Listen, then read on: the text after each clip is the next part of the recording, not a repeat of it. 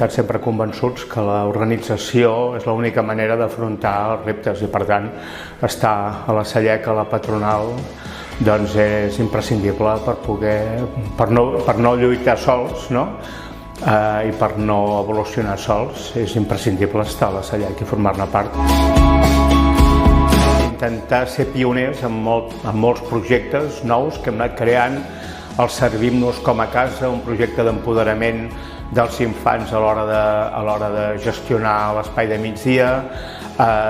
Des de l'inici, tota la part d'alimentació mediterrània, la incorporació dels productes ecològics, la proximitat.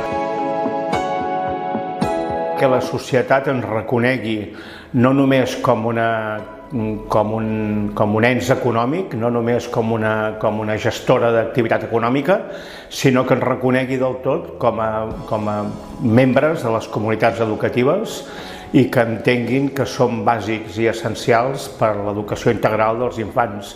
Jo crec que ens falta encara que l'opinió pública ens acabi reconeguent i donant-nos aquest valor.